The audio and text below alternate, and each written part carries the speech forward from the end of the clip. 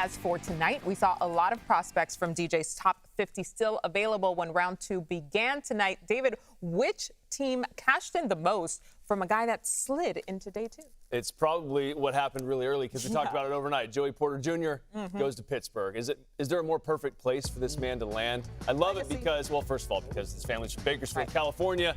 Secondly, he's a smart football player, right? He's a physically tough guy. Puts his hands on you. He rides right in the hip pocket of the wide receivers. He's always in great position. Why? Because his dad probably yelled at him for not being in position his entire life. Obviously, the guy's stud. Look at him. Family's right there. He gets it, right? That's why I love this pick. I love where he went. Right? Pittsburgh is a great place just because that place is all about family as well. They've only had like 2 coaches in the history of their entire team. Jalen Ramsey, shout out. Obviously, he knows Pops is a good player, but Joey Porter Jr. is a great fit here. I think he's going to help that young defense. He's going to be absolutely awesome for them. I like it. For me, it has to be Josh Downs, wide receiver from University of Chapel Hill. You look at the Colts. They have Michael Pittman Jr. He's not a burner. They have Alex Pierce from Cincinnati that got last year. Surprisingly, he can get behind the defense. And now they have a receiver that can run some routes intermediate, that can get up and go. I like to call him the footwork king. And then he's also the nephew of Dre Bly. So he understands football. Football is in his DNA. He understands how to be a professional.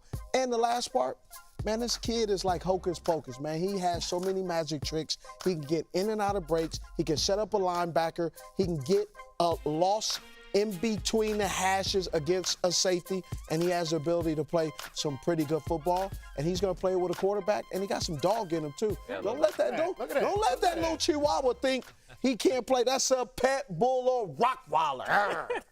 Mike. I love the comp there.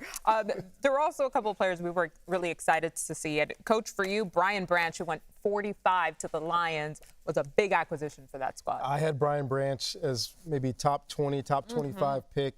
Really good football player from Alabama.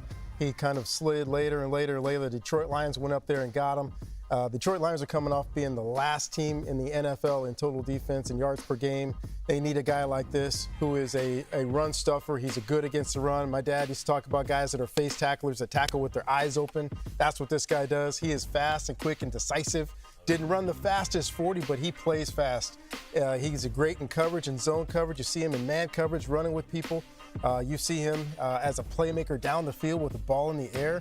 And what other thing I love about him, he's a great blitzer. This guy comes off the edge, which a lot of teams see him as maybe that nickel that plays safety and base and then come in and play that nickel because he's really good around the ball. You see him defeat tackles. You see him make great plays on the ball like that. You see there in the flat. I love the way he blitzes. He plays with an attitude. Fits in really well there. And I think he's going to a team that is going to put a lot of energy and effort into playing great defense, and it's going to be a great cog in that wheel. Love that he got his moment on the stage, too. He stuck around for day 2. That was nice.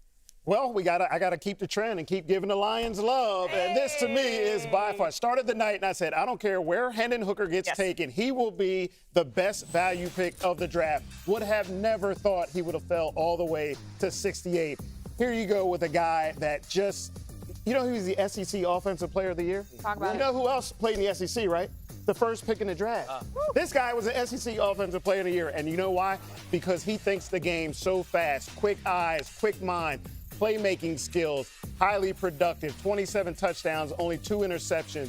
Look, he's 25 years old, but I think that's a benefit for him. All the leadership that he has played a lot of football. And not only that, he goes to the perfect spot, coming off the knee. Jared Goff is there so he can just sit and learn. No pressure for him to get on the field right away. Sit and learn, get healthy, learn the offense, and then take over. I think this was an unbelievable pick by the Lions.